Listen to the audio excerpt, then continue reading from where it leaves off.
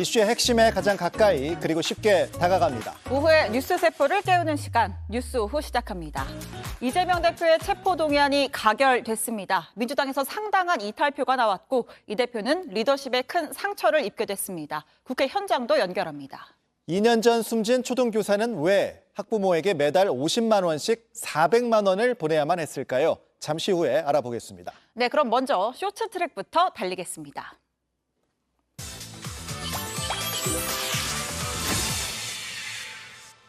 첫 번째 트랙, 대전 신협 강도 송환입니다.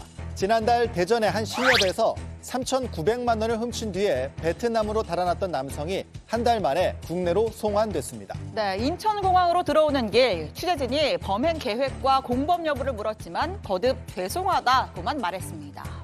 베트남에 있던 현지 한인의 제보를 통해서 체포할 수 있었는데요.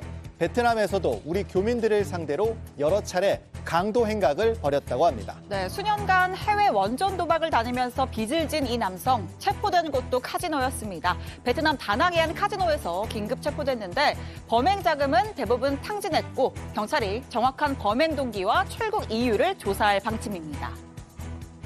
두 번째 트랙, 부산 돌려차기 징역 20년입니다. 일면식도 없는 20대 여성을 무자비하게 폭행하고 성폭행하려 한 부산 돌려차기 사건. 가해자 이모 씨에게 징역 20년이 확정됐습니다. 이 씨는 1심에서 살인 미수 혐의로만 기소돼 징역 12년을 선고받았지만 검찰이 CCTV 사각지대에서 성범죄를 시도하려 한 증거를 추가해 강간 살인 미수로 혐의를 변경했습니다. 이에 2심에서 징역 20년이 선고됐고 대법원이 이를 확정한 겁니다. 앞서 이 씨는 돌려차기는 환청 때문이었다면서 심신미약과 우발적인 범행을 주장해왔습니다.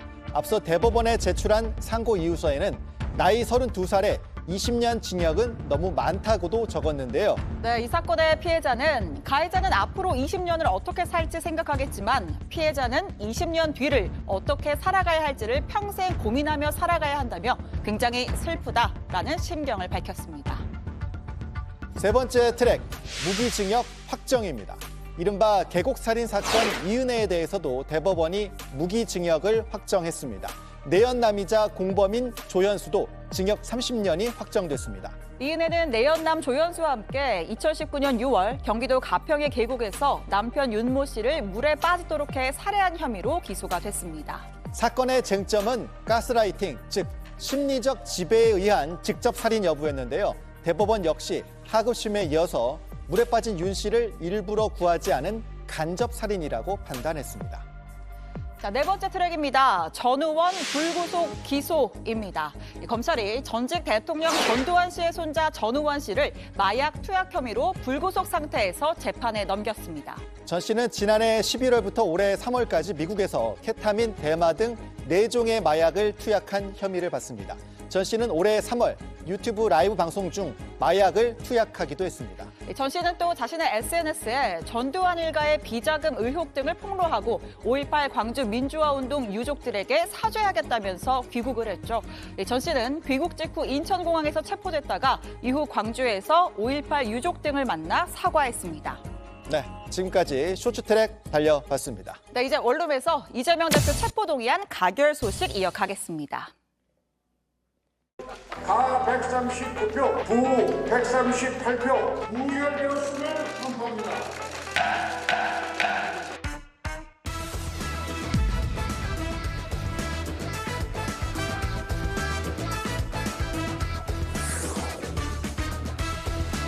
어떤 고난에도 굽힘없이 소명을 다할 것입니다. 기꺼이 시지프스가 될 것입니다.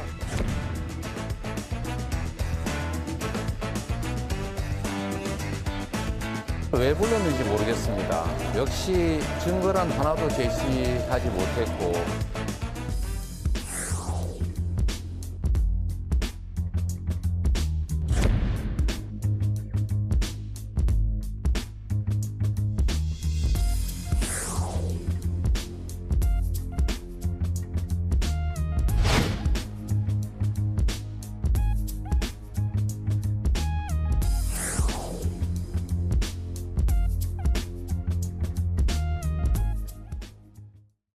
네, 5시 뉴스 후 정치권 이야기 원룸에서 이어가겠습니다. 정당 바로 세우기 신인규 변호사 그리고 김민아 시사평론가 두 분과 이야기 나누겠습니다. 안녕하세요. 안녕하세요. 네, 오늘 굉장히 나눌 이야기가 많을 것 같습니다. 조금 전이죠. 한 30분 전 4시 40분쯤에 민주당 이재명 대표의 체포동의안 표결 결과가 나왔습니다. 아시다시피 결과는 가결인데요. 김진표 국회의장이 표결 결과 발표하는 장면 잠시 보고 오겠습니다. 를 말씀드리겠습니다. 국회의원 이재명 체포동의안은 총 득표수 295표 중 가 149표, 부 136표, 기권 6표, 무효 4표로서 가결되었음을 선포합니다.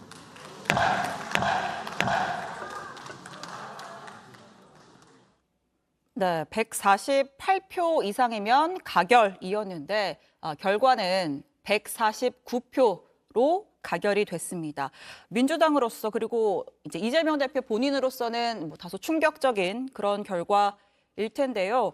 지금 국회에서 또 민주당 지도부의 움직임도 있을 것 같고 국회 현장을 먼저 연결해서 현재 상황을 조금 들어보고 이야기 이어가겠습니다. 자, 국회에 나가 있는 송우영 기자 연결해 보겠습니다. 자, 송 기자, 일단 국회 분위기부터 좀 살펴보겠습니다. 현재 어떤 상황입니까? 네, 조금 전 표결이 막 이루어진 국회 본회의장 앞에 나와 있습니다. 앞서 전해드린 대로 이재명 민주당 대표의 체포 동의안 조금 전에 막 가결이 됐습니다. 결과가 나오니까 안에서는 고함을 지르는 모습, 여러 가지 소리가 들리기도 했는데 그리고 또 투표를 한 의원들이 한두 명씩 지금 자리를 빠져나가는 모습도 저희가 볼 수가 있었습니다. 또 이곳에서 결과를 기다리는 여러 보좌진들, 당직자들, 또 기자들이 몰려서 탄식 섞인 그런 소리를 지르는 모습도 볼 수가 있었습니다. 단식 22일 차를 맞은 이재명 대표는 아마 병원에서 해당 결과 소식을 전해 들었을 것으로 보입니다. 약속했던 특권 포기 약속을 스스로 뒤집는 강수까지 뒀지만 결국 구속영장 실질심사를 받게 되면서 이재명 대표는 야당 대표의 신분으로 구속의 갈림길에 서게 됐습니다. 해당 결과가 나오니까 일부 방청객들이 소리와 욕설을 지르면서 일부 퇴장당하는 일도 있었습니다. 네, 병원에 있는 이재명 대표도 이 소식을 들었을 것이다. 이재명 대표의 반응이 나오면 그것도 저희가 전해드리고요. 자, 민주당 내에서 소위 말하는 이탈표가 꽤 많이 나왔다. 이렇게 분석할 수가 있겠죠? 네, 그렇게 봐야 할 것 같습니다. 오늘 체포동의안은 출석 인원의 과반이 찬성을 해야 가결이 되는 투표였습니다. 그래서 오늘은 외국 순방 중인 의원, 또 구속 중인 의원들을 빼면 148표, 148명의 의원들이 찬성을 해야 가결이 되는 상황이었습니다. 그런데 방금 전해드린 대로 149표로 가결이 됐습니다. 평소 국민의힘 그리고 가결에 찬성하는 소수 정당 의원들을 합치면 120표 정도 된다. 이런 분석이 정치권 내에서 많았습니다. 그런데 149표가 나왔으니까 오늘 표결에서는 민주당 안에서도 29표 정도의 반대표, 이탈표가 나왔다고 그런 해석이 가능할 것 같습니다. 이 부분에 대한 분석은 저희가 더 정확히 해서 잠시 뒤에 전해드리겠습니다. 총선을 약 6개월 정도 앞둔 현 상황에서 민주당은 극심한 내용을 겪을 가능성이 커 보입니다. 당대표의 구속 위기라는 그런 표면적인 상황은 물론 당내 계파 갈등이 더 극심해질 거다 이런 전망도 나오고 있습니다. 또 분당 가능성이나 조기 비대위 가능성 등 여러 주장들이 당 내에서 분출될 것으로 보입니다. 어제 이재명 대표가 사실상 부결을 호소한 메시지가 오히려 역효과를 냈다 이런 분석도 당 안팎에서 나올 걸로 보입니다. 한편 한덕수 국무총리에 대한 해임 건의안도 민주당의 주도로 찬성 175표로 통과가 됐습니다. 국무총리에 대한 해임 건의안이 국회를 통과한 건 이번이 처음인데 윤석열 대통령이 이것을 받아들일 가능성은 크지 않은 상황입니다. 지금까지 국회에서 전해드렸습니다. 네, 국회에서 송우영 기자에게 현장 상황을 들어봤습니다. 자, 이제 두 분과 본격적으로 이야기를 나눌 텐데요. 자, 일단 이 가결이라는 결과 두 분은 예상을 하셨는지 예상하기가 사실 쉽지 않았다. 마지막에 이제 이재명 대표가 단식을 하면서 당내 동정론도 커지고 있다. 이런 분석도 있었고 쉽지 않았다라는 얘기들이 있었는데 가결이 나왔습니다. 어떻게 보십니까? 그러니까 이것은 이제 저의 경우에는 이제 가결될 것이라고 생각은 못했습니다. 아무래도 지금 예. 거의 한 표 차로 가결이 된 거지 않습니까? 예. 그 한 표 차로 가결이 될 것까지 정확하게 예측하는 사람은 뭐 신의 영역에 다다른 평론가겠죠. 예. 저는 이제 그렇지는 않기 때문에 민주당 의원들이 그 정도의 어떤 거사를 좀 일으킬 만큼의 어떤 용기가 없지 않을까 저는 그렇게 생각을 해서 가결을 하는 것이 거사라고 보시는. 찬성 표결을 던지고 이제 당의 내분이나 이런 것들을 좀 감당해야 되는 그런 상황을 예. 두려워할 것이다라고 생각을 해서 예. 부결이 유력하지 않을까라고 생각했는데 어쨌든 그렇지 않은 이제 장면이 나온 것이죠. 이게 네. 기존의 민주당의 논리대로 하면은 가결을 하면은 안 되는 겁니다. 민주당의 논리대로 하면. 왜냐하면 지난번에 국회의원들 모여가지고 이 의원총회에서 결의할 때 정당한 영장 청구에 대해서는 불체포 특권 포기한다라는 논리 아니었습니까? 예. 근데 지금 이 검찰의 영장 청구에 대해서 정당하다라고 민주당 내에 이제 평가하는 그러한 의원이라든가 네. 그런 정치인은 거의 없는 거 아니겠습니까? 네. 손에 꼽을 정도죠. 네. 그러면은 여기에 대해서 불체포 특권 포기를 이제 하면 안 되는 것이고 그동안의 논리를 따르면 그리고 이제 만약에 민주당의 이제 이재명 대표가 본인이 나를 내가 불체포 특권 포기를 공언을 했기 때문에 예. 이 약속을 지키기 위해서 여러분이 여러 가지 이례적인 상황이지만 좀 가결을 시켜 주십시오라는 메시지를 냈다면 네. 그걸 핑계로 해서 또 가결되는 절차로 갈 수가 있었을 텐데 네. 근데 그게 아니고 이재명 대표는 또 이게 다 부당하다는 거 아닙니까? 예, 어제 페이스북에서 이제 병상 중에 페이스북 메시지를 냈잖아요. 이제 그렇죠. 가결은 검찰의 정치 수사에 날개를 달아줄 것이다. 사실상 부결을 호소하는 메시지였는데. 그렇습니다. 네. 그러니까 이재명 대표 본인이 이거는 검찰의 어떤 정치적인 수사다라고 네. 주장하는 상황이라면 그러면 지금까지 민주당의 어떤 주장대로 이 논리를 이끌어온다면 가결시키면 안 되는 거거든요. 예. 근데 가결을 시키는데 어쨌든까지 결과가 왔다는 거는 그만큼 이제 이재명 대표 체제로 총선을 치르기에는 너무나도 많은 어떤 위험 요소가 있고 네. 이러한 위험 요소들을 이재명 대표의 문제 자체를 해결하지 않고서는 넘을 수가 없다. 이렇게 판단한 의원들이 더 많아졌기 때문에 네. 이러한 결과가 나온 것이고 결국 앞서 이제 좀 리포트에도 나왔습니다만은 총선까지 가는 과정에 민주당 내에서는 엄청난 일들이 이제는 일어날 예. 것이다. 이렇게 볼 수밖에 없는 거죠.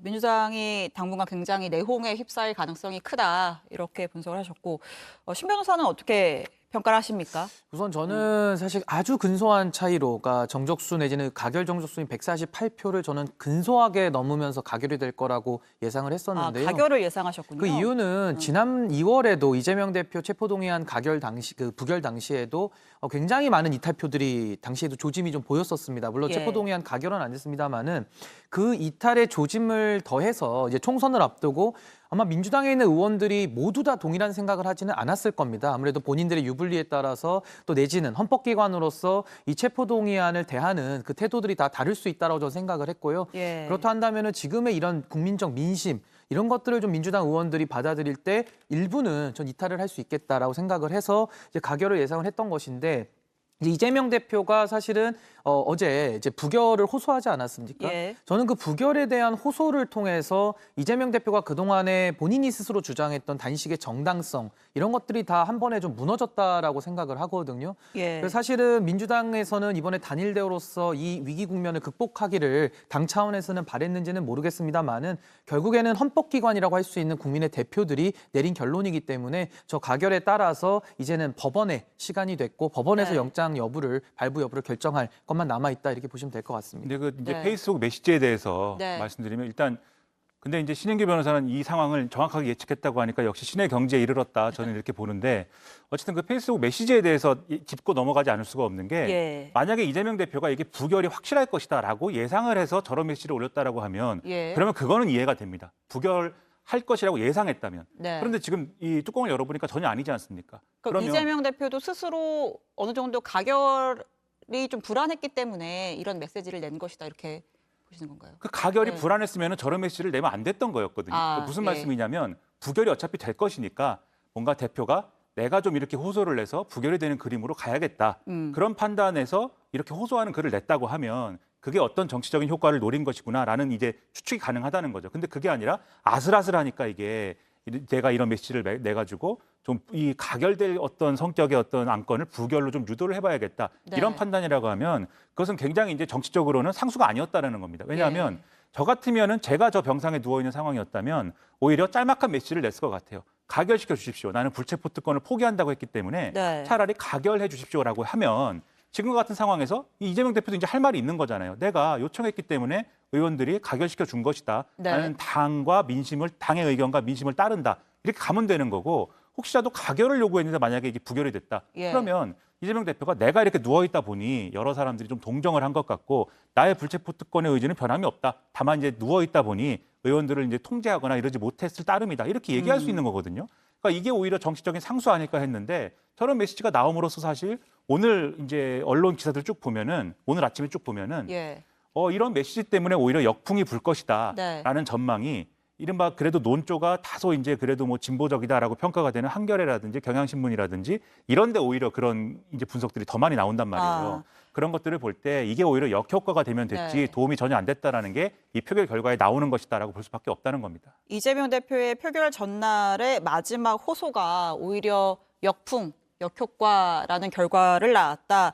이런 분석이신데 이재명 대표가 오늘 국회에 직접 나오진 못했습니다. 아무래도 이제 병상에 있기 때문에 직접 나오진 못했고 따라서 신상 발언도 할 수가 없었고요. 자, 오늘 2시 본회의 직전에 민주당 의원총회가 있었는데 오늘 또 박광원 원내대표가 오전에 이재명 대표 병문안 갔다 와서 대화를 나누고 왔잖아요. 그래서 어떤 대화를 나누고 왔는지 그런 얘기를 또 민주당 대변인이 직접 설명한 게 있어서 그 이야기도 듣고 이어가겠습니다. 이재명 당대표는 편향적인 당 운영을 할 의사나 계획이 전혀 없고 의원들의 통합에 기여하는 방향으로 당대표 그리고 당 지도부가 다 함께 마음을 모아서 노력하겠다 이런 대화를 나누셨고요. 그러한 부분을 오늘 박광원 원내대표가 의원들에게 설명하면서 이재명 대표의 체포 동의안은 함께 부결에 투표해 주실 것을 다시 한번 간곡하게 요청하였습니다. 네, 그러니까 이재명 대표가 의원들이 요구했던 어떤 혁신이라든지 당의 통합을 위한 여러 가지 제안들을 받아들이겠다라는 메시지를 냈고 이에 따라서 당 지도부가 앞으로 더 잘하겠다라고 하면서 마지막으로 박광원 원내대표가 부결을 호소하는 그런 내용을 의원총회에서까지 얘기를 했다는 거거든요.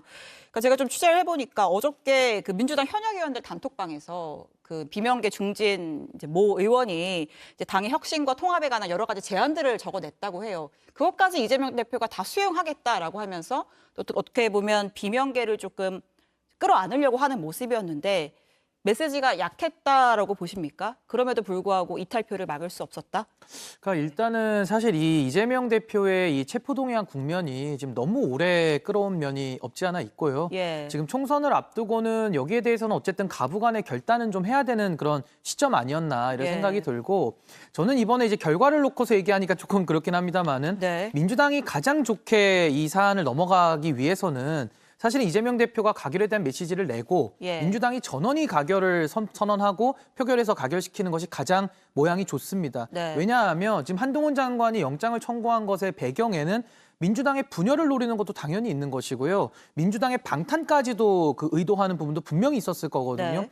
그렇다고 한다면은 오히려 한동훈 장관이 의도했던 그 의도에 맞서서 가장 한동훈 장관이 원하지 않는 결과를 내는 것이 오히려 민주당에는 가장 유리했던, 그러니까 가결을 전원으로 찬성시키는 것이 좋았을 텐데 지금 민주당은 표의 분열은 이미 확인이 됐고요. 네. 그나마 가결로서 국민들 앞에 그래도 할 말은 지금 조금 생긴 상황이라서 예. 이제는 이재명 대표의 이런 리스크를 이번 기회를 통해서 조금은 더 극복하는 그런 기회로 삼겠다라는 그런 여론이 이제 앞으로는 좀 더 불이 붙을 것 같습니다. 네, 앞서 우리가 본 이소영 대변인의 메시지에 대해서 이제 좀 설명을 드리면 예. 이게 당 주류가 지금의 어떤 이 가결을 해야 된다, 그러니까 찬성 표결을 해야 된다라는 민주당 내 의원들의 여론이나 이런 것들을 어떻게 보고 있느냐, 네. 시각이 이제 드러나는 어떤 발언이 아니냐 이런 생각이 좀 들었던 게. 예, 예. 그러니까 이게 뭐 지금 이재명 대표의 체포동의안을 가결시켜야 되겠다라고 어쨌든 결심을 했다면 당의 혁신의 첫 걸음은 어쨌든 이재명 대표의 사법 리스크로부터 벗어나는 것이 되어야 된다라고 생각했다라는 거 아니겠습니까? 네. 근데 거기에 대해서 당을 통합적으로 운영한다라든지 예를 들면 이게 이제 여의도의 어떤 그 문법을 어떻게 이해가 되냐면 뭔가 지금 주류하고 의견을 달리하더라도 이후에 공천까지 가는 과정에서 뭔가 불이익을 주거나 그렇게 하지 않겠다는 거로구나 이런 메시지로 들리잖아요. 즉 예. 지금 이재명 대표의 사법 리스크를 벗어나고자 이 체포동의안 찬성 표결을 합시다라고 얘기하는 것의 목소리의 배경은 공천이 불안해서 저러나 보다. 그러니까 공천이 불안하지 않다는 걸 좀 확인시켜주고 네. 당신들 공천 불안하지 않으니까 이 부결에 힘을 싣는 반대 표결을 좀 해주십시오라는 메시지로 이게 들릴 수가 있는 거예요. 그리고 실제 지금 이른바 이제 친명계 그리고 당 주류라고 하는 정치인들이 이 비명계 그리고 당 비주류라고 하는 어떤 그런 여론에 대해서 이런 식의 어떤 분석 내지는 해석을 많이 해왔거든요. 네. 그런데 지금 결과를 놓고 보면은 이게 메시지가 약했다 강했다의 문제라기보다는 예. 그런 시선 자체가 지금 판단을 잘못하고 있는 것이다. 그러니까 혁신이라든가 통합을 요구하는 것의 배경은 이 총선에서 뭔가 잘 돼야 하기 때문이라는 어떤 그러한 어떤 결과가 예정이 돼야 되는 거 아니겠습니까? 예. 그런데 그게 이른바 이제 반발하고 있는 비명계 의원들의 공천을 뭐 보장해 준다든지 앞으로도 잘 대해주겠다든지 이런 걸로 해소될 수 있는 국면은 아니고 네. 그럴 수 있는 국면은 애초에 훨씬 이전이었기 때문에 네. 그거는 때를 놓친 상황인데 그것을 제대로 이제 보지 못한 어떤 지도부의 패착이다. 저는 그렇게 네. 좀 생각이 됩니다. 저 결과를 다시 한번 좀 정리를 하겠습니다. 오늘 2차 체포동의안 투표 결과 보면 네, 재석 295명 중에 가결 찬성표가 149표, 반대표가 136표, 그리고 기권 6표, 무효 4표가 나왔습니다. 최소한 29표의 민주당 내 이탈표가 있었고, 사실 여기서 기권을 던진다고 하는 것은 보통 일반적인 투표에서는 뭐 결과적으로 이제 부결표로 해석이 되지만, 여기서는 차마 가결을 던지기 힘들었을 일부 비명계 의원들이 기권을 던졌을 수도 있다. 이런 해석도 좀 가능할 것 같고요. 자, 1차 체포동의안에 비교해서 그렇게 따져봤을 때 이탈표가 조금 더 늘었다라고도 볼 수 있을 것 같습니다. 아까 두 분 해주신 분석 중에 그러니까 민주당이 방탄 프레임을 벗어나게 된 측면도 있다. 뭐 이런 얘기가 있었는데 어떻습니까? 이재명 대표 스스로 했던 약속이 있기 때문에 가결을 통해 방탄 정당이라는 프레임 이제 벗어나게 된 결과가 나온 겁니까? 예. 근데 이제 우리가 예를 들면 축구 경기를 보다가 예. 뭐 우리가 본선에 월드컵 때 이제 본선에 진출해야 되는데 그게 여러모로 어려울 때 이제 시나리오를 만들어가고 계산을 해야 되지 않습니까? 예. 골 득실이 어떻게 되느냐, 뭐 승패가 어떻게 되느냐 이걸 다 계산해야 되기 때문에 아직은 이제 이게 이재명 대표의 사법 리스크가 어떻게 되는지는 우리가 이 시점에서는 판단하기 좀 어렵다고 봅니다. 왜냐하면 이후에 여러 가지 시나리오들을 쭉 세워서 생각을 해봐야 됩니다. 일단 첫 번째로 이재명 대표가 이제 영장 실질심사에 출석을 해야 될 것인데 예. 거기서 결론이 어떻게 나느냐. 그렇죠. 예를 들면은 영장이 기각되거나 할 경우에 이재명 대표는 또 이제 금이 환영하게 되는 것이고 뭐 그 표현이 맞는지 모르겠습니다만 네. 대선 장군처럼 돌아오게 되는 것이고 이제 이러한 부당한 어떤 영장 청구에 대해서 찬성 표결한 그러한 의원들을 색출하자 뭐 이런 여론이 이 지지자들 사이에서는 굉장히 네. 이제 지금도 그렇지만 네. 극한에 다다르고 뭐 이런 상황이 되는 것일 테고 근데 만약에 이제 영장이 이제 나왔다라고 하면 이재명 대표가 이제 그러면 구치소에 가야 되는데 그런 상황에서는 이 대표직을 유고로 판단할 것이냐 예. 유고로 판단한다면 그 다음에 어떤 당의 운영은 누가 어떻게 하는 것이냐, 비대위를 꾸리는 것이냐, 그리고 비대위의 성격은 관리형이냐 아니면 네. 혁신형이냐, 총선 때까지 가는 거냐, 잠깐 하는 거냐, 그리고 나서 또 전당대회를 하는 거냐 등등의 다양한 복잡한 변수들이 있습니다. 예. 이 변수에 따라서 쭉 생각을 해보면 즉 영장이 나오느냐, 그리고 비대위를 한다면 비대위원장 누가 하고 어떤 리더십인 것이냐, 그리고 전당대회를 하게 된다면 그 전당대회에서 누가 선출이 되느냐 네. 이런 거에 따라서 이제 달라지는 것이기 때문에 이게 최종적으로 마무리된 결과에 따라서 국민들은 아마 판단하지 않을까 생각이 됩니다. 네, 지금 뭐 앞으로 이재명 호 민주당이 어떻게 될 것이냐 이 얘기도 잠깐 짚어주셨는데 그 이야기 조금 이따가 더 자세히 해보도록 하고요. 자, 오늘 체포동의안 표결이 가결 결과가 나온 게 이게 구속 여부랑은 다른 이야기잖아요. 아마 네, 자 지금 국회에서 오늘 이재명 대표 체포동의안에 이어서 검사 탄핵안 표결이 있었습니다. 지금 결과가 나오고 있는데요. 가 180표, 부 105표, 무효 2표로서 가결되었음을 선포합니다. 네, 민주당이 발의한 검사 탄핵안 결과는 가결입니다. 자, 서울시 공무원 간첩 조작 사건과 관련해서 이 피해자를 보복 기소했다는 의혹을 받고 있는 안동완 수원지검 안양지청 차장검사에 대한 탄핵소추안 투표가 있었는데요. 자, 투표수 재석 287표 중 가결 180표, 부 105표, 무효 2표로 네, 가결이 됐습니다. 자, 안동완 검사 탄핵소추안 표결 이후 지금 이제 국회 현장 상황을 보고 계신데 잠시 정회가 선포가 됐다고 합니다. 의원들이 지금 본회의장을 빠져나가고 있는 모습인데 아무래도 오늘 뭐 이재명 대표 표결에 한덕수 총리 해임 건의안도 있고 각 당 지도부가 좀 모여서 아마 오후에 뭐 여러 가지 회의를 하지 않을까 싶습니다. 네, 저희가 지금 검사 탄핵안 표결 소식까지 전해드렸고요. 다시 이재명 대표 이야기로 좀 넘어오겠습니다.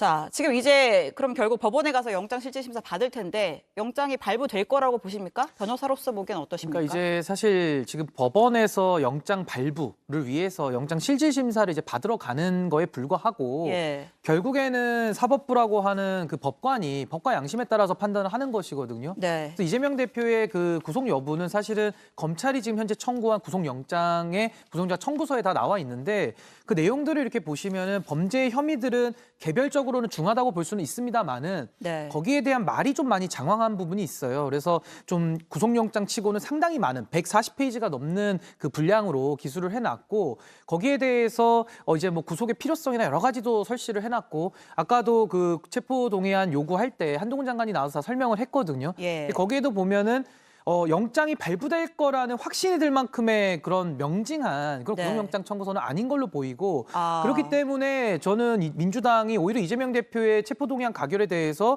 수세적으로 대응할 것이 없다. 오히려 네. 법원에 적극적으로 나가서 오히려 판사의 판단을 받아보는 것이 더 좋겠다 이런 생각을 했던 그랬을 것이거든요. 때 영장이 기각되면 오히려 더 이재명 대표에게 힘이 실릴 수도 있다. 이렇게 물론 이제 보시는 거예요? 영장 기각이 뭐 무죄를 말하는 건 아니지만요. 예. 그래도 법원의 판단을 한번 받는 것이기 때문에 아마 이재명 대표는 영장이 기각이 되게 되면 상당히 이 리스크에 대해서는 좀 큰 부담을 덜 수는 있을 거고요. 또 만에 하나 이제 또 구속이 된다고 한다면은 또 구속이 됐다고 해서 또 유죄는 아니고 또 재판은 계속 진행이 되는 것인데 네. 다만 이재명 대표가 가지고 있는 신문적 지위, 그러니까 총선을 앞두고 야당의 제1야당의 대표라는 지위의 차원에서 상당히 민주당은 좀 내홍에 휩싸일 가능성은 높아 보입니다만은 결국 법원이 법과 원칙에 따라서 양심에 따라서 저는 영장 발부 여부를 판단할 것이다. 저는 그렇게 생각합니다. 네. 상당히 이제 고민이 깊어질 수밖에 없을 것 같아요. 판사 예. 입장에서도. 그러니까 우리가 흔히 뭐 이 영장의 발부 사유나 이런 것들을 생각을 해보면 첫 번째로 이제 혐의가 소명이 되느냐, 두 번째로 도주의 우려가 있느냐, 세 번째로 증거인멸의 우려가 있느냐 이런 예. 걸 따지는 거 아니겠습니까?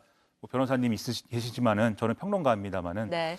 보통은 이제 언론 신문 기사 읽으니까 그렇게 나오더라고요. 예. 이 경우에는 이제 이재명 대표는 야당 대표니까 도주의 우려는 없겠죠. 예. 야당 대표가 뭐 갑자기 비행기 타고 뭐 해외로 이제 도망갈 것은 아니기 때문에 도주의 우려는 없을 텐데 그러면 이제 굉장히 관심이 이 좀 뭐랄까 쟁점이 되는 부분은 증거인멸 우려 아니겠습니까? 이재명 대표에게 적용될 혐의 중에 하나가 이제 공소장의 위증교사 혐의도 있고 또 증거인멸 그렇습니다. 관련해서 법원이 판단을 좀 해볼 만한 부분이 있을까요? 네. 그 위중교사 부분은 이제 그 백현동 사건하고 그다음에 대북송무 사건과 별도의 사건에서 이제 위중교사가 있는 것이고 이 대북송무 사건과 관련돼서는 이화영 전 부지사의 진술이 오락가락한 부분이나 이런 것들을 지금 검찰은 사법방해라든지 뭐 이런 프레임으로 보고 있는 거 아니겠습니까? 예. 그게 이제 증거인멸 시도거든요. 네. 그리고 다른 사건, 여기에 영장에 기재되지 않은 대장동 사건이라든가 이런 것들에 대해서도 증거인멸 부분을 검찰이 또 특히 최근에 수사를 더 강하게 하고 있는 것으로 보여요. 예. 저는 예를 들면은 이제 김용 전 이제 시의원 등에 대한 어떤 네. 수사 내용들을 봐도 거기에 이제 어떤 여러 가지 증거인멸에 관여한 또 다른 인물이 뭐 여러 가지로 구속영장 심사를 받았다든지 이런 일들이 있지 않았습니까? 그런 것들을 보면은 증거인멸에 관한 쟁점에 대해서는 이재명 대표가 완전히 유리하다라고만 볼 수는 없는 것이어서 이재명 대표의 어떤 법적 방어의 어떤 논리에서 본다면 그 부분에서 방어를 잘 해낼 수 있느냐 그런 것들이 쟁점이 되지 않을까 싶습니다. 저는 그 증거인멸 관련해서는 지금까지 뭐 위증교사라든지 뭐 여러 가지 사법방해로 지금 검찰은 이야기를 하고 있습니다만은 이게 재판부 입장에서 좀 생각을 해보면요. 예. 이 사안이 특수수사 사안 아니겠습니까? 너무 오랜 시간 지금 수사를 했어요. 그리고 뭐 영장도 지금 뭐 300번 이상 쳤다라고 이제 이재명 대표는 주장을 하고 있기 때문에 사실상 증거인멸의 우려도 이 수사가 너무 장기화됐다는 측면에서는 이제는 그 증거인멸의 우려도 좀 적다라고 재판부가 볼 수도 있기 때문에 저는 그래서 이재명 대표가 왜 영장실질심사 받으러 가는 것을 저렇게 회피하고 하는 거에 대해서는 좀 이해하기가 어려웠거든요. 그래서 저는 지금 사법부에서 사실은 체포동의안이 통과됐는데 영장이 기각된 사례가 있습니다. 그 국민의힘의 하영재 의원 같은 경우도 예. 법원에서 기각을 했거든요. 그랬죠. 그렇기 때문에 이 사안은 재판부가 엄중하게 전 법과 원칙에 따라서 판단할 것이다. 저 그렇게 생각합니다. 네. 자, 이재명 대표가 최근 두 번의 이제 5번째, 6번째 검찰 소환을 받고 나와서 했던 이야기는 검찰이 단 하나의 증거도 제시하지 못했다. 이렇게 또 주장을 했었거든요. 자, 오늘 그 표결 앞두고 한동훈 법무부 장관이 이제 체포동의안을 낸 이유에 대해서 직접 설명을 하지 않았습니까? 그 자리에서 이재명 대표를 대규모 비리의 정점이다라고 하면서 이재명 대표가 그러니까 정점이 빠지면 이미 구속된 실무자들의 범죄 사실이 성립이 안 되는 구조다라고 굉장히 강하게 이야기를 하면서 민주당에서 증거가 없다고 주장하기 때문에 내가 그 증거를 설명하려는 취지다. 이렇게 굉장히 길게 좀 설명을 했단 말이죠. 거의 한 30분 정도 길게 이유를 설명을 하고 그 과정에서 뭐 저희 다 봤습니다만 민주당 의석에서 굉장히 고성이 나오기도 하고 항의가 터져 나오면서 또 중간에 발언이 중단이 되기도 했고요. 또 민주당에서 나왔던 항의는 뭐 여기가 법정이냐, 피의 사실 공표하는 거 아니냐, 뭐 이런 고성들이 터져 나오는 장면들을 봤습니다. 자, 한동훈 장관의 이 발언은 오늘 표결에 어떤 영향이 좀 있었을까요? 네, 저는 뭐 한동훈 장관의 그 상세한 설명이 뭐 영향은 뭐 일부 있었겠습니다만은 저는 법무부 장관으로서 뭐 이재명 대표의 체포동의안에 대한 약속을 오락가락했다라는 점, 뭐 혁신 이야기까지 하는 것은 저는 법무부 장관으로서 해야 될 이야기를 너무 많이 벗어난 정도가 지나쳤다라고 저는 생각이 들고요. 예. 지금도 그 국회에 와가지고 법무부 장관이 본인의 역할을 다하기 위해서 부득이 영장 청구에 대한 이유를 설명한다라고 한다면은 요지만 설명을 하고 필요성에 대해서 간략하게 이야기를 하고서 표결에 맡기면 될 일인데 거기에 대해서 한동훈 장관이 정치적으로 해석될 수밖에 없는 언사들 그리고 피의사실 공표로도 볼 수 있는 여러 가지 상세적인 내용들을 좀 의도적으로 풀어놓으면서 전 거기에 대해서는 뭐 당연히 민주당 의원들도 반발을 거세게 좀 했고요. 또 여기에 대해서는 어쨌든 그 의원들의 한동훈 장관의 그 태도에 대한 여러 가지 좀 비판적인 의견들이 저는 투표에는 좀 영향을 줬다. 저는 그렇게 생각을 합니다. 그러면 한동훈 장관의 발언이 좀 톤이 낮았으면 가결표가 더 많이 더 나왔을 많았을 수도 있겠죠. 있다? 예, 영향은 있었을 겁니다. 어떻게 저는 보세요? 예. 민주당 의원들이 어쨌든 당의 앞날을 좌우할 수 있는 참 중차대한 어떤 표결에 있어서 예. 한동훈 장관이 뭐 신사적으로 얘기하면은 뭐 이것을 뭐 반대하고 또 뭐 이 좀 자극적으로 얘기하면 반대하고 신사적으로 얘기하면 찬성하고 뭐 그랬겠는가는 저는 잘 모르겠습니다. 그 정도로 또 이렇게 주도 면밀하지 못한 사람들은 아닐 것이다라고 생각을 또 하는데 네. 제가 좀 과하게 뭐 신뢰를 하는 것인지는 모르겠습니다만. 예. 근데 이제 그와 별개로 이제 한동훈 장관의 태도에 대해서는 저는 한번 좀 재고를 해봤으면 좋겠어요. 한동훈 장관이. 예, 민주당 의원 중에 여기가 법정이냐라고 한 분이 있다고 하셨는데 네. 저게 전형적으로 검사가 구형할 때 얘기하는 태도거든요. 그러니까 이 범죄가 얼마나 이제 좀 참 심한 끔찍한 범죄이기 때문에 참 여러 가지 참 엄한 어떤 그러한 형이 필요하다라고 설명할 때 하는 방식 아니겠습니까? 근데 저 자리는 그런 자리가 아니라 국회에 체포동의안을 이제 표결해 달라고 요구하는 자리인 것이고 그것에 대한 안건을 설명하면 되는 것이거든요. 그리고 상세한 내용은 여기서 한동훈 장관이 설명을 안 한다고 해서 보도가 안 되는 것도 아니고 다음날 신문에 다 나옵니다. 그리고 국민의 알 권리가 침해되는 것도 아니고 저거 설명을 안 하면 또 민주당 의원들이 서면으로 다 받아서 그것을 이제 안건에 대해서 검토를 하는데 설명 안 하면 이 민주당 의원들이 정보가 없는 상태에서 표결하는 것도 아닙니다. 그런데 굳이 한동훈 장관이 저렇게 검사처럼 나와서 이 구형 논리를 이제 얘기하는 거는 네. 오히려 저걸 과연 국회의원들 들으라고 하는 얘기겠느냐, 국민들 TV로 보는 국민들 들으라고 하는 얘기 아니겠느냐, 예. 신문에 나오라고 하는 얘기 아니겠느냐, 정치적 효과 노린 거다 이렇게 되는 거거든요, 얘기가. 근데 법무부 장관이 뭐하러 그런 예를 들면 오해라면 뭐하러 그런 오해를 사겠으며 진심이라면 그런 정치가 좋은 정치겠습니까? 나쁜 정치죠, 그것은. 그래서 저런 태도에 대해서 본인이 좀 재고를 해봤으면 하는 바람입니다. 알겠습니다. 자, 앞으로 민주당의 앞날에 대해서 이제 좀 마지막으로 좀 이야기를 해보면 좋을 것 같습니다. 자, 표결 전이긴 하지만요. 이제 민주당의 원로로 꼽히는 유인태 전 국회 사무총장이 오늘 한 인터뷰에서 한 이야기가 있습니다. 듣고 이야기하겠습니다.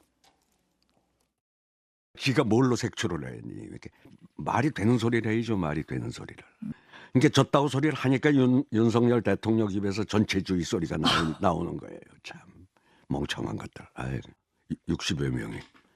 아니 정치 생명 끊길지도 모르는 위협을 받으면서 답을 안 하고 있는 사람이 그 정도라면 오늘 가결될 거 아니겠어요?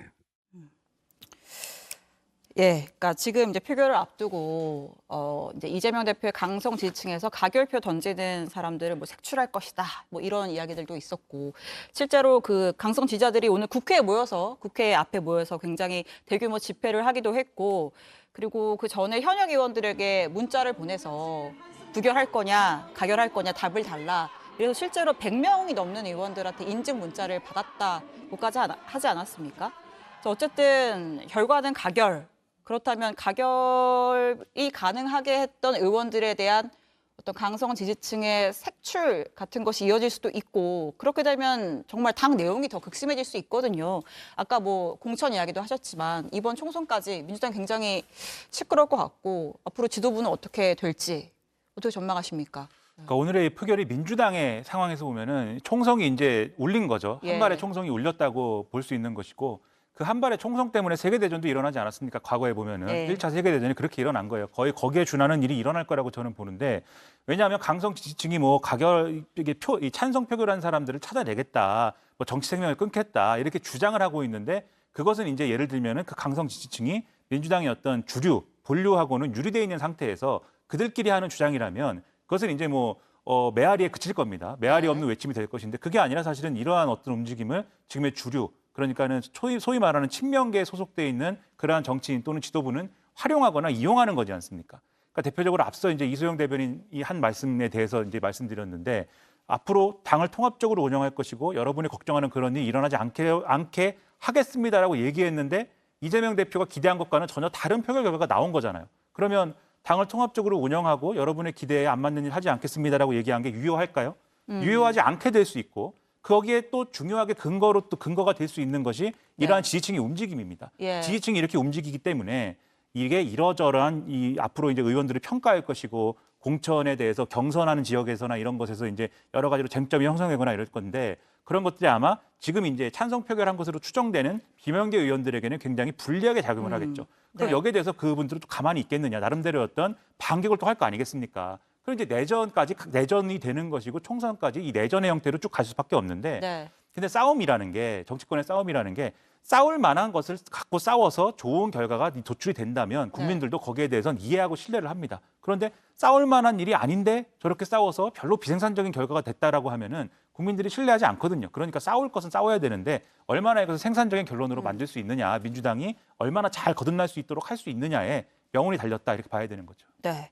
자, 신인규 변호사님께 마지막 질문을 하겠습니다. 뭐 이재명 대표가 지금 물론 다 전부 지금 상황에서는 예측입니다만 혹시라도 이제 뭐 나중에 영장이 발부가 되더라도 뭐 옥중 공천을 할 것이다 이런 얘기가 나올 정도로 대표직을 내려놓지 않을 거다 이런 분석들이 많거든요.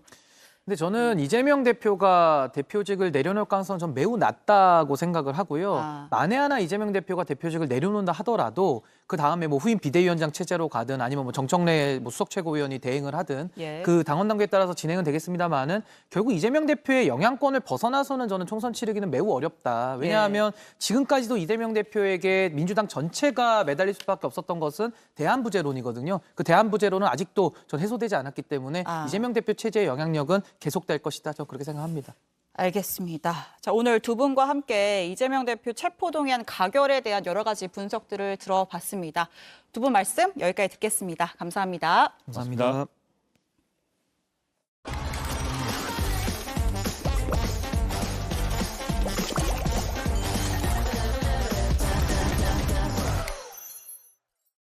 네, 이재명 민주당 대표 체포동의안 가결 관련 소식은 오늘 뉴스룸에서 더 자세하게 전해드리도록 하겠습니다. 뉴스룸에서 이어가겠습니다. 사건으로 우리 사회를 들여다봅니다. 지금부터는 서혜진 변호사, 심리분석 전문가 김미영 박사 두 분과 함께하겠습니다. 어서 오십시오. 안녕하세요. 네, 이제 오늘 바로 첫 번째 키워드로 가겠습니다.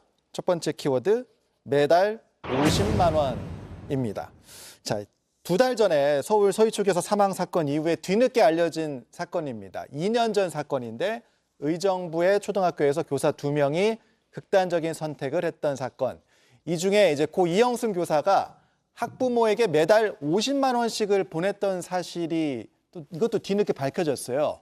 왜 선생님은 8번에 걸쳐서 400만 원을 학부모에게 보내야 했을까 따져보겠습니다. 오늘 경기도교육청이 그간의 조사 결과를 발표했습니다.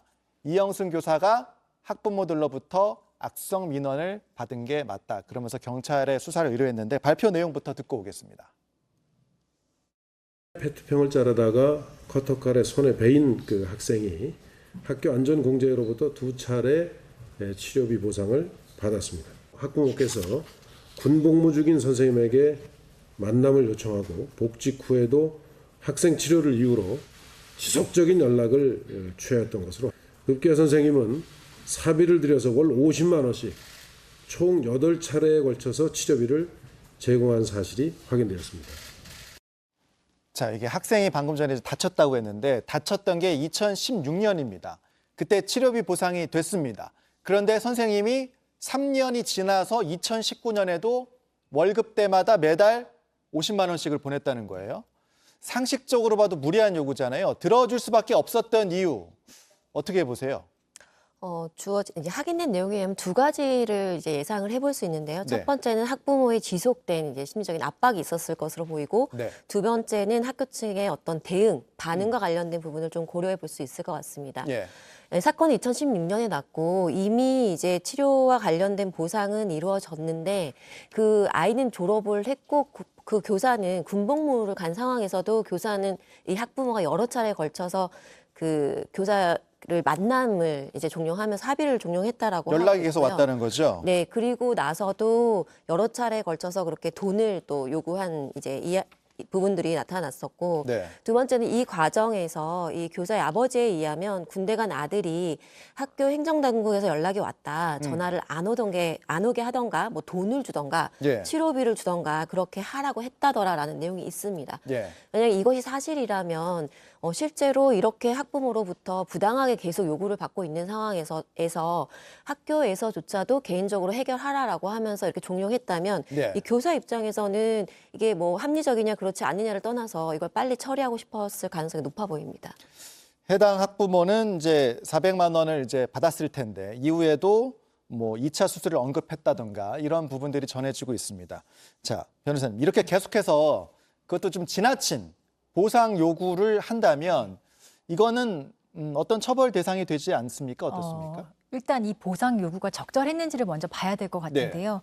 이 학생은 이제 뭐 페트병을 자르다가 손등이 다쳤다 이렇게 알려져 있고 네. 실제로 여기에 선생님이 뭐 수업 시간에 일어난 일이지만 선생님이 직접적으로 어떤 이 행위에 책임이 있는 거는 사실상 아니잖아요. 예. 이런 사고가 있는 거를 이제 보상하기 위해서 학교 안전공제회에다 가입을 하고 사고가 발생했을 때 피해자에게 이렇게 보상금이 지급이 되는 그 거거든요. 공제회에서 보상금이 지급됐다는 그 거잖아요. 차례나 총 141만 원이 이미 예. 지급이 된 상황이에요.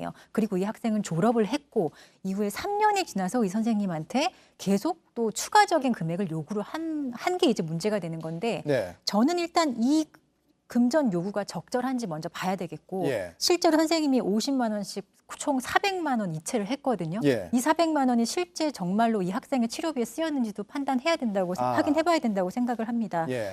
만약에 다른 곳에 썼거나 학생 치료비에 쓰지 않았다고 한다면은 이거는 명확하게 공갈이나 협박에 해당될 소지가 있는 범죄가 될 수 있거든요. 예. 그래서 이 부분이 사실 뒤늦게 알려진 것에 대해서 좀 상당히 이해가 가지 않는데 지금에서야 이제 어쨌든 경기교육청이 조사를 하고 경찰에 수사 의뢰를 했기 때문에 경찰 수사 과정을 통해서 이런 부분이 좀 더 명확하게 밝혀질 거라고 좀 기대해 봅니다. 그리고 오늘 이제 조사 결과 발표에 따르면 이 이영순 교사한테 악성 민원을 한 또 다른 학부모가 2명 더 있었다 이런 그런 설명이 있죠? 네네, 맞습니다. 앞서 이제 말씀드린 학부모 외에도 예. 두 이제 유형이 또 있었는데요. 예. 이제 첫 번째는 아이가 가정학습 또 코로나 증상으로 해서 등교를 중지한다던가 질병 조퇴를 해서 상당 기간 동안 장기 결석을 한 상황이라고 합니다. 그런데 이걸 출석으로 처리해달라고 하면서 문자 메시지를 거의 3월에서부터 12월 그 2021년 그 기간 동안 거의 400여 건에 가까운 문자 메시지를 이제 보냈다라고 하고 있고요. 이 정도면 문자 폭탄이라고도 좀 볼 수 있는 그런 상황으로 보여요. 네, 심지어 이 학부모의 경우에는 이 교사가 사망한 이후에도 장례식장까지 찾아와서 사망했는지를 확인하는 부분도 있었다. 그 정도였다라고 하니까 어느 정도로 좀 집요하게 했을지 좀 예상이 되는 부분들이 있습니다. 또 다른 학부모는 자녀와 갈등 관계에 있는 아이들이 있었는데 그 학생들에게 자신의 자녀에게 공개적으로 사과를 하게 해달라라는 요구를 하면서 학교에 수차례 전화나 학교 방문을 하게 되는데요. 예. 이때 교사가 학생의 어떤 인권 문제로 난색을 이제 표하니까 그 이후에도 계속 전화하고 학교를 방문하는 그런 식으로 지속적으로 좀 괴롭힘이 있었던 것으로 이제 나왔습니다.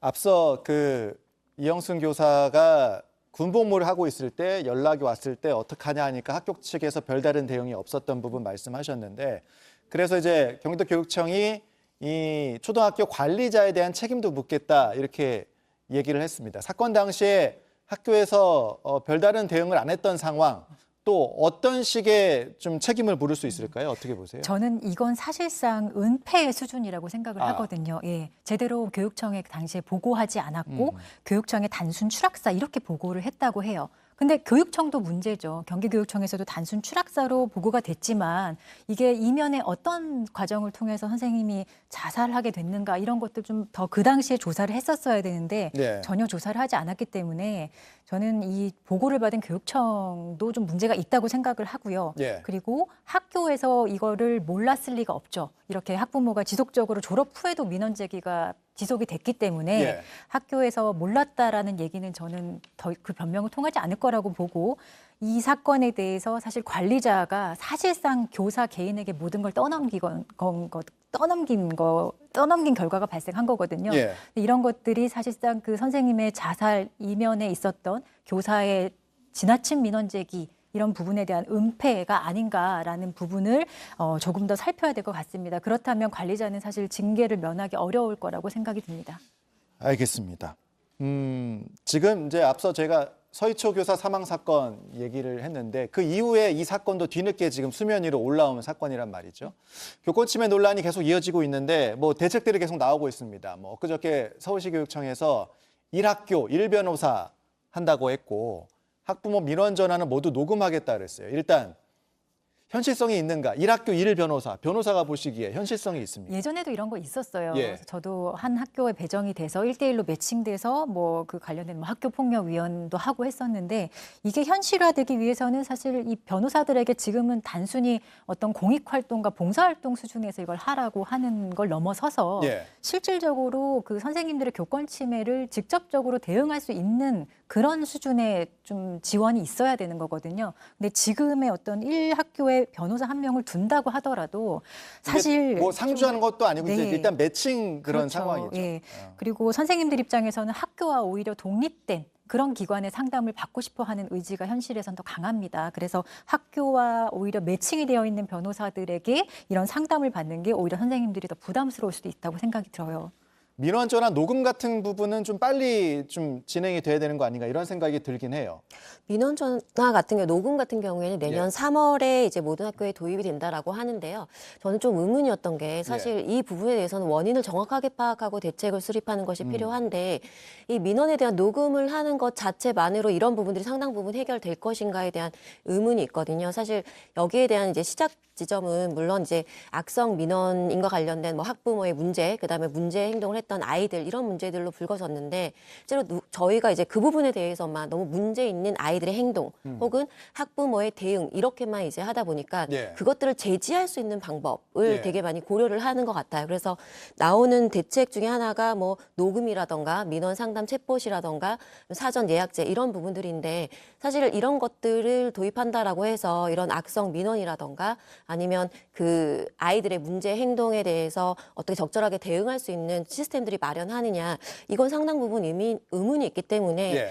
오히려 문제 행동을 하는 아이들을 학교에서 교사들이 조금 더 대처하고 시스템적으로 잘 이제 관리할 수 있게끔 하는 시스템을 마련하고 예. 학교에서도 이런 문제가 발생했을 때 어떻게 학교 차원에서 그 개입을 해서 할 것이냐 이런 부분에 대한 대책이나 뭐 마련은 어떻게 돼 가고 있는지 그런 부분들을 좀 더 살펴볼 필요가 있다고 생각이 듭니다. 알겠습니다. 교권 침해 논란 여기까지 얘기를 하도록 하고요. 두 번째 키워드 가겠습니다. 두 번째 키워드, 두 번째 구속 갈림길입니다. 이번에는 어떻게 될까요? 배우 유아인 씨가 본명 어몽식 씨죠. 상습 마약 투약 혐의 얘기인데 지난 5월에 첫 번째 구속영장 기각이 됐고 검찰이 이제 넉 달 만에 영장을 재청구하면서 오늘 영장 실질 심사 있었습니다. 오늘 먼저 오전에 법원에 출석했던 장면부터 다시 보고 오겠습니다. 계속 큰 심려를 끼쳐서 다시 한번 정말 죄송합니다. 오늘 법정에서 성실히 답변하고 제가 드릴 수 있는 모든 답변 솔직하게 말씀드리도록 하겠습니다. 증거인멸 지시하시거나 대마병 강요하신 점 혐의에 대해서 어떻게 보십니까? 자, 두 번째 구속영장 청구. 검찰은 사법 절차를 방해한 중한 죄질의 범행이라고 했고 또 유 씨의 지인에 대해서도 추가적으로 함께 구속영장을 청구했단 말이죠. 어떤 혐의들이 추가로 드러났는지 또 검찰이 좀 자신감을 보이고 있다 이렇게 봐야 될까요? 어떻게 보세요? 이제 검찰로 사건이 송치된 이후에 한 3개월 정도 보완 수사를 했는데요. 네. 이 과정에서 사실상 경찰에서 파악하지 못했던 추가적인 범행을 발견을 한 겁니다. 일단 유한 씨 같은 경우는 수사 과정에서 지인에게 증거 인멸을 좀 지시를 했고 네. 또 미국 현지에서 일행에게 대마 흡연을 강요한 혐의를 적발해서 이 추가적인 영장이 범죄 사실로 적시가 됐고요. 그리고 공범 최 씨 같은 경우는 유아인과 이 본인의 범행 은폐하기 위해서 공범을 지금 해외로 도피시킨 혐의가 문제가 되고 있습니다. 예. 그리고 공범에게 진술을 번복하도록 회유 협박한 정황까지 포착을 했기 때문에 예. 이 둘의 지금 죄명이 범인 도피죄 그리고 증거인멸 교사가 추가가 됐어요. 그렇다면은 지난번 그 3개월 이전에 첫 번째 영장 청구와는 좀 달라진 점이 예. 추가적인 죄가 이제 더 청구가 됐다는 거죠. 예. 영장에 더 추가적인 범죄가 그러니까 증거 인멸에 대한 부분을 좀 더 강조하는 걸로 보여요. 네, 사실 구속영장의 발부의 판단의 기준이 증거를 인멸할 우려가 있는가, 도망갈 우려가 있는가 이게 가장 그게 강력합니다. 두 개가 예. 가장 크잖아요. 근데 지금 유한 씨 같은 경우는 자기 방어권 넘어서서 범인 도피죄까지 지금 적용이 되어 있고 증거를 인멸한 정황이 좀 많이 드러난 것 같아요. 네. 그렇다면 이거는 사실 검찰에서도 매우 안 좋게 보는 부분이에요. 말 그대로 사법 절차를 방해하고 사실 수사를 방해했다라고 볼 여지가 있을 정도로 좀 중한 범죄이기 때문에 이 부분에 대해서 이제 구속영장 청구를 이제 추가로 재청구한 거라고 보여집니다. 그 영장 심사 끝나고 나오면서 유 씨가 돈 봉변을 당하기도 했거든요. 지난번에도 커피 봉변이 있었는데 영상 준비했습니다. 잠깐 보고 오겠습니다.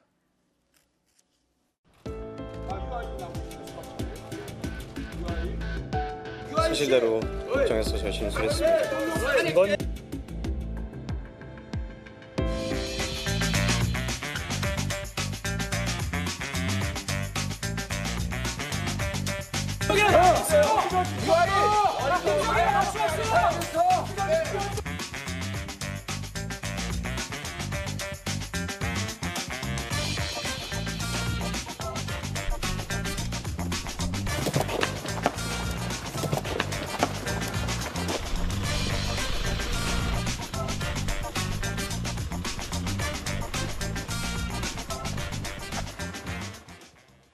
네, 저 현장에 저렇게 시민들이 이제 온다는 건 뭐 그만큼 관심 있는 사건이고 유명인이기도 하니까 그렇다면 유명인일수록 이런 마약과 관련한 처벌 더 강하게 할 필요가 있지 않는가. 뭐 모방 범죄의 우려가 있기 때문에 어떻게 보세요?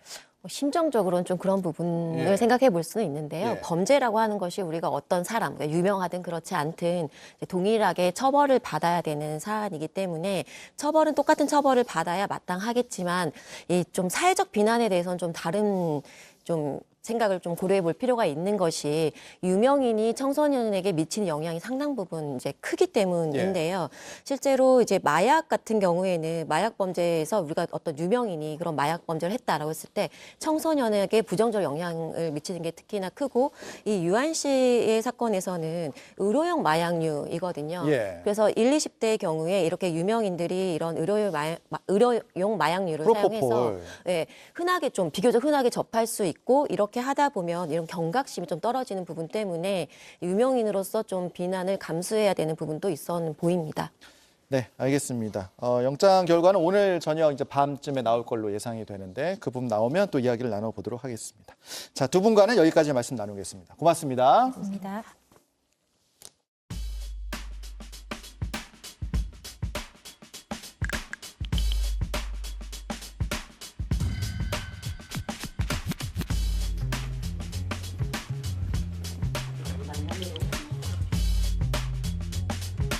그 미군과 교제 중이고 미군 부대 내에서 근무를 했던 사람이고 다 미군과 관련이 있는 사람들입니다.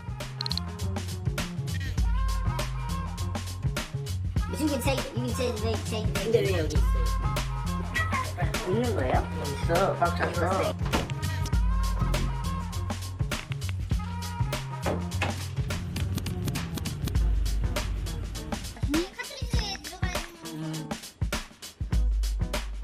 일반적인 우편물은 세관에서 임의대로 개봉해서 확인을 할 수 있지만 군사 우편물은 미군 입회하여 확인이 가능한 걸로 알고 있습니다.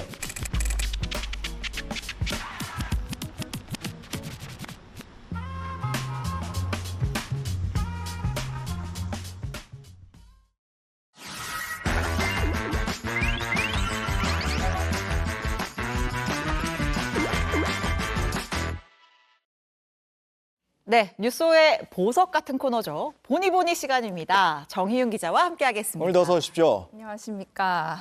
오늘은 타보니입니다. 타보니? 네. 뭘 타보니? 네. 택시 자주 타시나요, 택시. 앵커들? 네. 택시.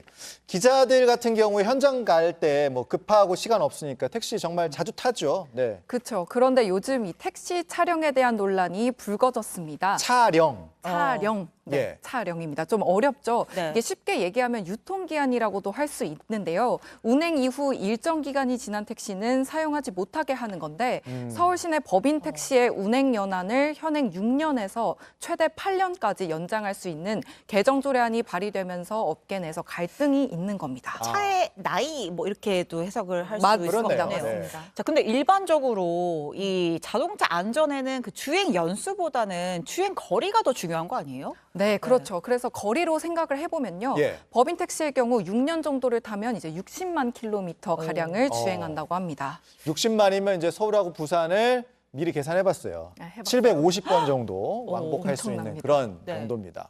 네, 보통 40만 킬로미터부터 이제 차량이 노후화가 되고 결함도 자주 발생해서 법인 택시 기사들은 안전에 문제가 있을 수 있다면서 차량 연장을 반대하고 있습니다. 그래서 주행거리 40만 킬로미터 택시는 어떤 결함이 있을지 전문가와 점검을 해봤고요. 또 70만 킬로미터 가량을 달린 택시도 한번 타봤습니다. 네. 저희가 뭐 주행거리 생각하면서 택시를 타진 않잖아요. 택시 요금만 보는데 택시를 타보니 노후 택시 타보니잖아요. 기대가 됩니다. 영상 보시죠. 본인은 지금 퇴근을 했습니다. 일단 일반적으로 우리가 택시를 부르면 어떤 차가 오는지 제가 한번 불러서 타보겠습니다. 안녕하세요. 회사에서 집까지 한 5km 정도 택시를 타고 왔는데 깔끔하고 깨끗하고 쾌적합니다. 시트도 너무 좋아요. 몇만 킬로 정도 탄 택시예요? 이거요? 4,000km요. 아, 4,000km 완전 새 차네요? 그 개인 택시 기사님들은 차량 연장에 대해서 좀 아세요? 아니, 개인 택시 하시는 분들도 네. 아무리 재산이라도 안전이 우선이죠. LPG예요. 쇠통을 갖다 놓고 쓰는 거하고 10년 이상 된 가스통을 갖다 놓고 쓰는 거하고 어떤 게 더 안전하겠어요? 네, 감사합니다. 아, 맞다. 요금!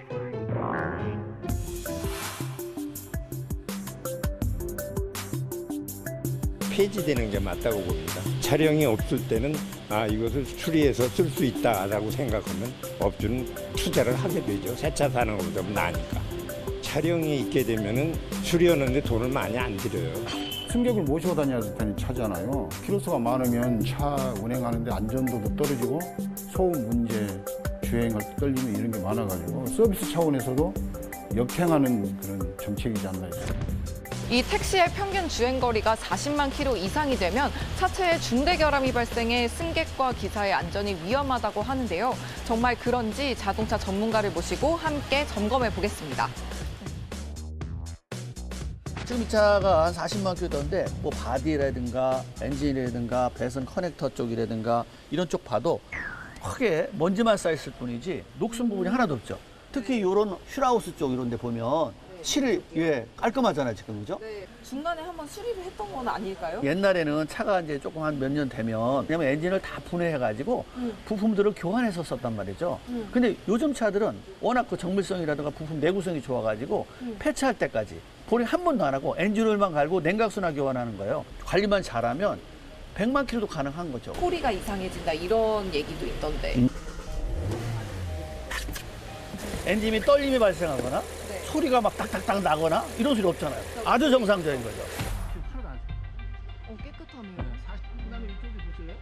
여기 보면 부품들이 우리가 거기에 맞춰서 가다 보니까 한 60만 킬로 탄 거 몰아보셨다고 하셨는데 네네. 잡소리가 많이 나가지고 막 가다가 덜컹덜컹 그러잖아요. 그런 소리도 많이 나요. 그리고 올림픽대로 같은 달잖아요. 그러면 밤에는 좀 조용히 가야 되잖아요. 근데 좀 심하게 나가지고 막 가다가 손님이 막 짜증내고 온다고. 그러면 저희들이 좀 불편하죠. 차량 한계선인 6년 된 택시입니다. 76만 킬로가량을 주행했다고 하는데요. 벌써 타기 전부터 이 바퀴 부근에서 쇳소리 같은 소음이 굉장히 크게 들리는데 실제로 타면 어떤 불편함이 있을지 제가 한번 타보겠습니다.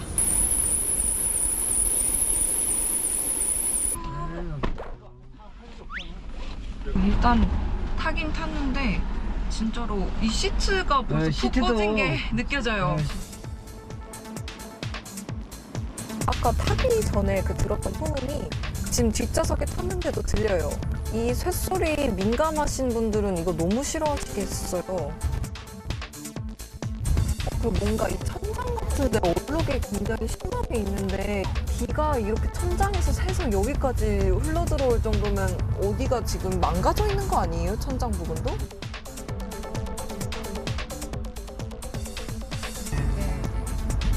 이게 확실히 뭔가 덜컹덜컹 하는 게 좀 있네요. 아무래도 오래된 그 흔적들이 남아있는 거라 승객분들은 타시면 오해하실 수 있을 것 같아요. 그냥 이 차는 청소도 안 하는 차인가 보네 이런 식으로.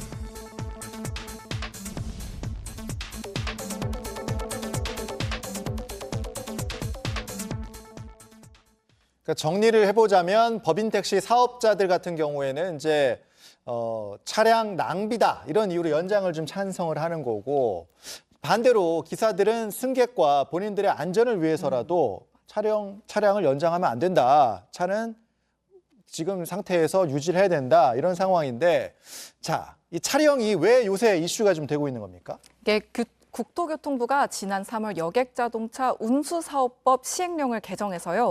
지자체들이 현행보다 2년 더 차량 연장을 진행할 수 있게 길을 열어놓으면서 이제 논의가 시작된 건데요. 이은림 서울시의원이 지난달에 개정 조례안을 발의한 상황입니다. 그럼 발의안이 지금 어느 정도 단계에 와 있는 거예요?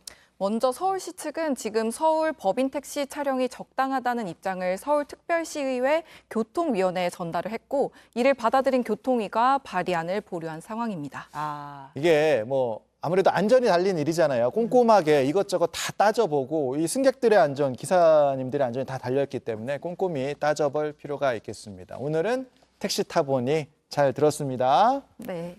네, 그리고 뉴스오는 여기서 인사를 드려야 되겠네요. 오늘 준비한 소식은 여기까지입니다. 오늘도 같이 인사를 드릴까요? 내일 다시 뵙겠습니다. 고맙습니다.